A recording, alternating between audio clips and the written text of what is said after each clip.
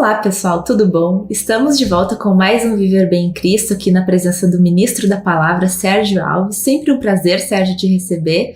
E pessoal, fiquem à vontade para deixar nos comentários, no YouTube, trazer pra gente aí que está assistindo pelas telinhas as suas dúvidas, os temas que vocês têm questionamentos, que a gente sempre tenta trazer aqui também, todos esses temas para que sejam sanados e a gente seja edificado em Cristo. Tudo bom, Sérgio? Tudo bem, uma boa noite a todos. É uma alegria estar retornando ao programa aí e falar daquilo que é mais precioso aqui na Terra, que é os princípios de Deus. Falar da Bíblia, da palavra, que é o manual do fabricante, né? Deus nos fez e nos deu a instrução de como viver nossos dias, para que a gente tenha sucesso e seja bem sucedido. Amém. Assim queremos todos, viver uma vida com Cristo e muita sabedoria, né? Sérgio, então o tema hoje é sobre perdas. Como superar perdas de parentes, né, familiares queridos, amigos próximos? Porque para quem fica é muito sofrido, né? Tem um período de luto e muitas pessoas não conseguem evoluir, não conseguem ir para frente, ou daqui a pouco tem uma depressão, ou a dor da saudade prende elas no passado e elas não conseguem se libertar disso. Então muitas são as situações, né, das dores que acometem as pessoas com uma perda. Então eu queria saber assim, quais são as orientações de Deus a respeito disso, né? A gente vai ter que fazer uma introdução para a gente entrar num assunto específico. Perfeito. Veja aqui, qual o primeiro mandamento que Deus deu a todos os filhos, todas as criaturas de Deus, humanas que Ele fez? Ele colocou essas pessoas na terra e diga, olha, esse é o primeiro mandamento. Amar a Deus sobre todas as coisas, em primeiro lugar com toda a força do teu ser, corpo, alma, espírito. O teu primeiro amor sempre tem que ser Deus. Então, isso é um mandamento que é o primeiro e que é o mais negligenciado de todos. Então, o que acontece? Coloca tudo à frente, né? Sim. Então, o que as pessoas, quando não amam a Deus, elas não conhecendo Deus, não podem amar? Porque ninguém abre sua agenda diária para gastar 2 horas com Deus durante um dia. É muito raro você ver pessoas hoje no mundo, nesta geração, abrir um espaço na agenda diária para, vou contatar Deus por meio da palavra aqui, 30 minutos por dia, 60 minutos por dia. Não tem isso. Entende? Então as pessoas não conhecem o seu fabricante, o seu criador. Elas afastaram muito, né? Sim, a instrução secular e a fraqueza da igreja em influenciar pessoas, né? A igreja se tornou anêmica e fraca, não consegue iluminar mais essas gerações. As últimas 2 gerações enfraqueceu muito a força da igreja. Então o povo ficou sem a base de princípios para fazer essa busca de Deus pessoalmente. Nós ficamos sem instrução, sem educação espiritual. E nos conteúdos programáticos do ensino secular, cada vez esses conteúdos estavam desprovidos de qualquer assunto que falasse de Deus. Está diminuindo e não tem mais. Sim. E conforme não vai tendo também exemplos, as próximas gerações vão enfraquecendo mais. Sim. Então, aí você vai para as mídias, né, que elas são influenciadoras master hoje das pessoas, né, até as fake news, elas têm um efeito maravilhoso nas pessoas para enganar, né? Então, o que acontece? A pessoa fica sem nenhuma base de onde está a sua origem, seu referencial de sucesso e de sustentação na vida. Então o que acontece? As pessoas começam a se apegar a pessoas e a coisas e a doutrinas que não vêm de Deus. E aí então Porque todos precisam amar, confiar em alguma coisa. Todos. O homem não tem essa capacidade de viver independente de um ídolo e de uma pessoa que é modelo de autoridade, de uma fonte de segurança para ele. Ninguém consegue viver sem isso. Então elas vão se apegar ou à coisa ou às pessoas. Então geralmente... Isso não quer dizer não amar, né? Isso. Deus fala acima, não somente. Exato. E porque a gente pode amar todas as pessoas, mas primeiro tem que ser Deus. Deus tem que ter na escala de valor subjetivo, Deus tem que estar lá em primeiro lugar. E isso que não está. Então as pessoas se apegam a coisas e pessoas como se elas fossem Deus. Entende? E só que essas coisas e pessoas não conseguem conceder a ela o que Deus pode dar. Segurança subjetiva, que é a principal hoje necessidade dessa geração. Eles estão perdidos, eles entram em vícios, eles entram em vida alucinante, porque eles não têm essa segurança interna. Eles têm medo de tudo, eles não sabem o que vai acontecer com as vidas, e não é organizada a mente deles para uma vida de sucesso. Eles não conseguem sair. Entende? Então o que acontece? Se apega a mãe, se apega ao pai, ao avô, ao tio, né? Sempre tem alguém na família que é o esteio da segurança. E aí quando aquela pessoa que tem tal dependência, aquela dependência, ou Deus recolhe porque é óbito natural, ou depende de dinheiro que perdeu, alguma coisa, então há um desequilíbrio total psicológico daquela pessoa. Ela fica desorganizada e fica difícil de se recompor, e ela sente muito a perda. Ela se descontrola, porque aquilo ficou um vácuo dentro das suas emoções e da sua alma, que aquilo não tem como preencher imediatamente com outra pessoa ou com outra coisa, né? Mas então tem muitas coisas que a gente tem que falar sobre isso, mas depois dos comerciais assim a gente pode continuar falando, e aí você pode redirecionar o assunto com outra pergunta também.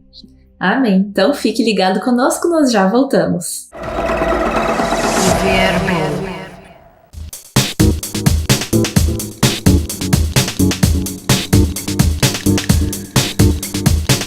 Voltamos com o nosso Viver Bem em Cristo hoje, aqui com o ministro da Palavra, Sérgio Alves, e o tema hoje é como superar perdas, né? O Sérgio veio explicando aqui que o primeiro mandamento de Deus, né, é amar a Deus acima de todas as coisas, e que o ser humano hoje coloca o seu amor em coisas e pessoas de forma a inverter esse valor e esse mandamento de Deus, né? E por isso que a gente acaba sofrendo e se apegando, né, sofrendo mais de forma errada, né? Deus não quer esse sofrimento, mas é nosso próprio pecado que nos trouxe esse sofrimento, eu entendo, né, Sérgio?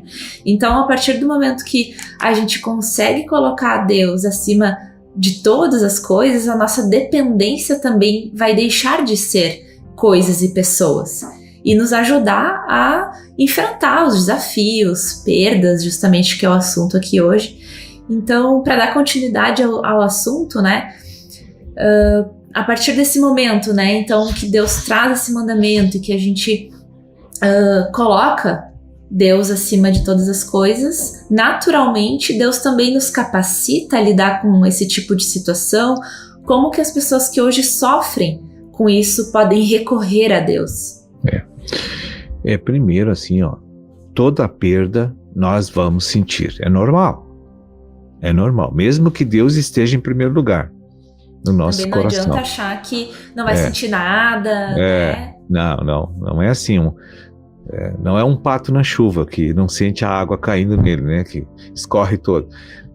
Não, a gente vai ter um sentimento negativo da perda, a gente vai sofrer, isso é normal. Agora, não pode essa perda levar você a um desequilíbrio da vida, entende? Porque a vida continua para quem fica. Até para ela se relacionar com Deus e com as pessoas, com a família, com o trabalho, ela precisa continuar. Então, vamos supor que uma pessoa teve uma perda e não é ainda uma pessoa que tem o conhecimento da palavra, que não participa de uma igreja, que não foi regenerada, que não foi salva ainda por Deus. Ela vai ter muito mais dificuldade de superar isso, muita dificuldade. Porque vai acabar procurando a solução justamente naquilo que a aprisiona, que não são as coisas de Deus. Né? E geralmente essa nova eleição de um ídolo sustentador dela sempre vai recair numa pessoa que não vai gerar a confiança que aquela que ela perdeu gerou. Um pensamento enganoso, quando a gente brinca que tá se auto-sabotando, né? Inventa algo para enganar ali, para tapar o buraco, mas quando pisa na folha que tá tapando o buraco, cai no buraco. A própria palavra de Deus em Jeremias diz que a gente não pode confiar nos homens e nas coisas como se fossem deuses. Eles não são. O único que nunca vai falhar comigo e com você, eu tenho certeza que é Deus. Eu estou aqui há quase uma geração com Deus aqui, né?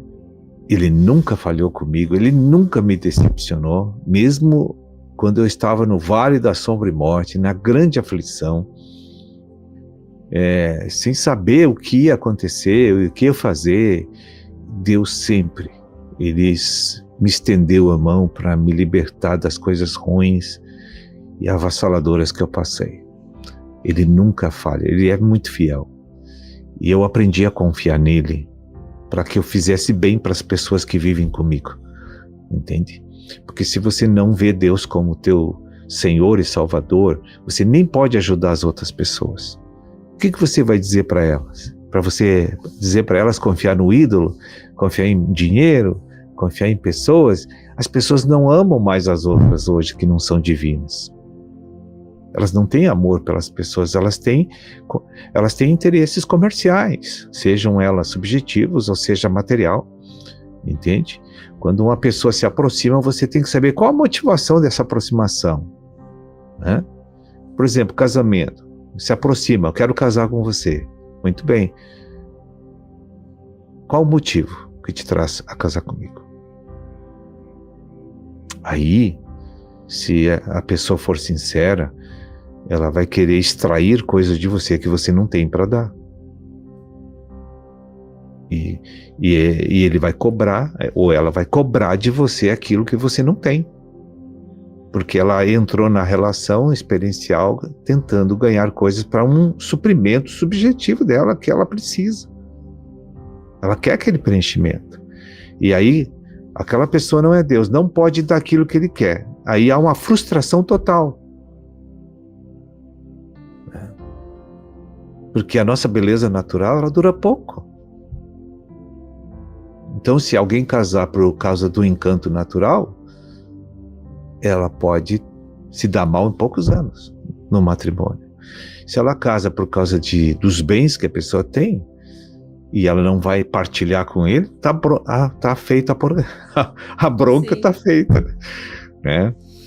E se a pessoa só casou por egoísmo, para saciar suas necessidades caprichosas, também vai frustrar. Pior ainda, né? Então veja que tudo que você entra na vida, se não tem Deus, é uma desgraça, né? Você sonha achando que vai ser um mar de rosas, que vai ser um paraíso aquilo, e depois tem uma frustração enorme, né? Tudo porque estamos sem base em Deus. Amém. E Sérgio, tem uma palavra lá em 1 Tessalonicenses 4,14, que ao meditar sobre esse assunto, assim, me veio nessa palavra, que fala assim: porque se cremos que Jesus morreu e ressuscitou, assim também aos que em Jesus dormem, Deus os tornará a trazer com ele. E ali, na continuidade desse capítulo ali, fala sobre nós nos consolarmos uns aos outros na esperança de que Deus vai acordar, tornará a trazer, né, ressuscitar dos mortos, né, para a vida eterna, assim como nós seremos arrebatados no dia da volta do Senhor Jesus. Então, isso também é uma palavra que nos conforta e que nos dá a esperança da vida eterna. Sim, mas a vida eterna é só para os que são salvos pelo sangue de Jesus. Amém. Então é preciso confessar o Senhor como o único Senhor e Salvador e ser batizado. Isto. Amém. Porque quem rejeitou essa proposta, essa oferta divina para o pecador, porque ninguém nasce santo e salvo. Nós precisamos passar por um processo divino para receber a salvação. Por escolha, né? Então até aquele batismo daqui a pouco que foi feito quando a gente era neném ainda, preciso refazê-lo após a consciência, né? Nossa escolha, nosso livre-arbítrio depois de adulto, adolescente, enfim. Aquela apresentação a Deus que nos primeiros dias de nascimento, aquilo é uma apresentação que configura, só que a pessoa pede para Deus dar capacidade para os pais e tá ali apresentando para Deus cuidar dela até a chegar ao discernimento natural da pessoa de Deus e da verdade de Deus. Depois ela tem que tomar uma atitude se quer ser salva pelo sangue do Senhor, se quer Jesus como Salvador da vida dela. Aí é uma decisão particular e consciente. Porque uma criança de 1 aninho não vai decidir se quer Jesus ou não. E não tem consciência da vida pecaminosa caída. Entende? Sim. Então essa ressurreição dos mortos, todos que são cristãos, nós vamos nos ver eternamente de novo. Amém. Nunca vamos nos separar deles. Os que morreram no Senhor e os que todos vão se ver eternamente. Amém. E Sérgio, uma dúvida assim pra gente encerrar, né? Se daqui a pouco um ente querido, alguém, né, que faleceu, mas não confessou, né? Então partiu sem a salvação. Para aqueles que ficam, ainda existe alguma forma de orar pela alma daquela pessoa? Ainda tem alguma chance? Enfim, ou não, depois da morte terrena? Nada mais pode ser feito a nível de mudança de destino espiritual daquela alma. Nada mais. Amém. Então, Sérgio, eu vou te agradecer imensamente por mais essa participação hoje, foi muito esclarecedora, muito rica. E para quem nos assiste, obrigada aí por nos acompanhar e convido você também a acessar o nosso canal do YouTube, se inscrever e ficar ligado aí em todas os nossos uploads, né, de edições aqui do Viver Bem em Cristo. A gente tem uma playlist especial com todas as edições passadas, então tem muito conteúdo aí para edificação espiritual. Sérgio, obrigada novamente e até a próxima. Até. Boa noite a todos. Voltamos a semana que vem. Viver Bem.